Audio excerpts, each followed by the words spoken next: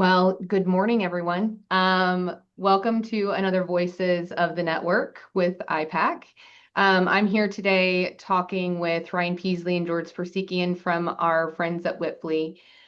Because as we've kind of explored in our IPAC notes, we know that CAs are starting to explore new structures and partnerships and efficiencies to keep meeting the community needs, even though all of our resources continue to shrink, and it creates an even higher complexity to the business that we do. And we thought it would be great to bring in some partners to talk about what they're seeing at the national level and what's working for them.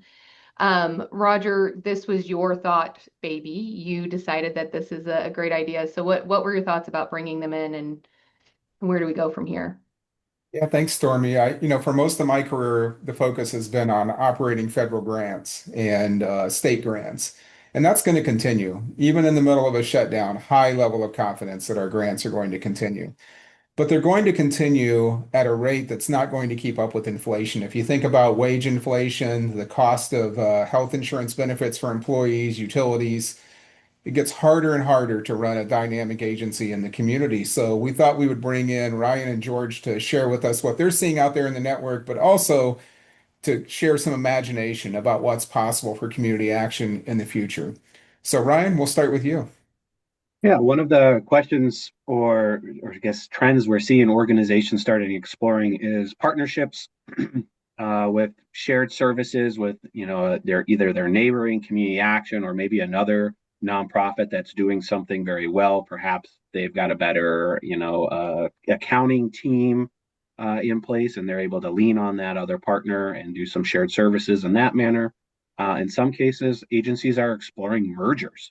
Hey, this might be a better way for us to continue serving our mission moving forward due to we want to increase our resources, or perhaps we have some resource constraints that are just better done from a merging perspective. And then outsourcing. A lot of organizations are looking and exploring at outsourcing, whether it's their accounting functions, their HR functions, some of their technology functions as well. That's been pretty key. And another area we're seeing, and it's more from an external pressure piece, is our various funding sources, whether they're actual federal funding sources, state funding sources, or just private funders or donors. They're asking more for what is that dollar going towards? Are we truly getting the impact or the outcomes are coming out of that? So our systems in place, from our data management systems slash case management systems, on how are we best serving that family or that household? Think of whole family approach, right? What are the digital tools in place that are going to help us enable that? And then also from the financial perspective too, there's more visibility and more monitoring kind of happening from that. And like, how do we ensure that that dollar is really going towards where it's been? I know George has been dealing with more organizations on that side, so I'll pass it to him to kind of round that out. Yeah, absolutely. Thanks, Ryan. Yeah, I mean, I also think about, what does this look like after the shutdown, right? And we have to see it as recovery time, not just as recovery time, but as a reset period. So when we think through that reset period, there's some mindset shifts that have to take place. And today we think about cash flows from a day-to-day basis. We got to get into that mindset of going from cash flow to financial foresight.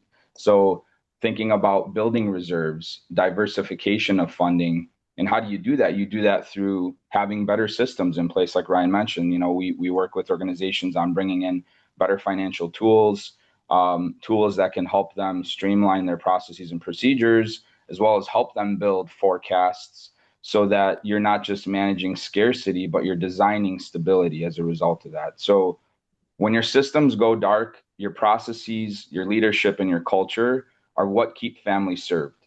So thinking about investing in your people, investing in leadership development, investing in automation, as well as cross training, because that's really the true continuity plan here. And That's I interesting, George. Oh, go ahead, Stormy. oh yeah, no, you go, Roger. I was going to say that's interesting, George, because I think the sense out there in the network is I'm just trying to stay afloat. I'm just trying to survive. There's all of these things happening around me and it's chaos, so I'm just going to survive. Why should an agency maybe not stay in that place? I mean, it's if an agency doesn't think through change or what this looks like moving forward, um, you know, you, unfortunately, there's going to be things that are going to happen in terms of, compliance issues or funding issues. And so we have to rethink and re-envision how do we do things better. And I know people sometimes don't like to hear this, but like, how do we do more with less, right? And there's ways to do that. There's process improvement.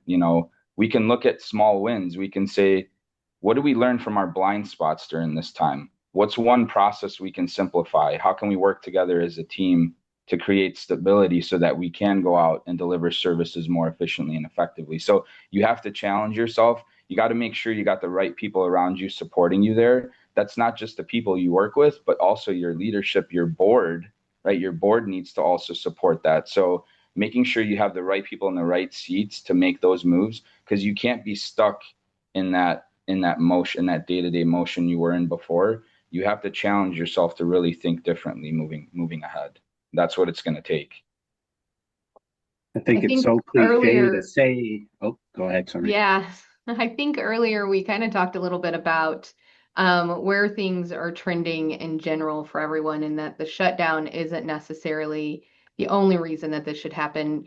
George or Ryan, you both had some statements around why this is not a new conversation for you. Will you share that with us as we start to wrap up?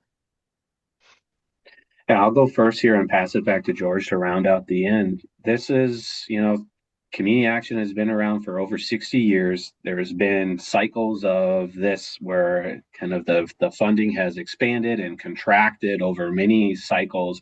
And this is just the next generation of that. And each time it's required organizations to reinvent themselves from a leadership perspective, systems, processes, and all of that. This is an opportunity to look at and do some reflection on your mission and what it takes for you to get there and bring in some fresh perspective and some innovative mindsets. I know George has some more comments around kind of specifics of that, but that's the gist of it all. Go ahead, George. Yeah, thanks, Ryan. Yeah, I mean, I think one thing I'll leave you with as far as this thought is that to keep in mind that you don't serve communities only when the government is open. You serve them because the mission doesn't close. This is our moment to rebuild smarter, collaborate deeper, and tell a new story about what resiliency really looks like. So the shutdown was the interruption. It is the interruption, but someday it's going to be where you look back and say that was the interruption. You all are the restart to what this looks like moving forward. So definitely take advantage of that and make it happen. Well, I want to, that's really fantastic, George, because it does sum things up. And I want to thank both of you for being here today. I want to continue to have this conversation with more people in the room if you are interested in exploring what the future could look like, because change is going to be something that either happens to you or with you leading it.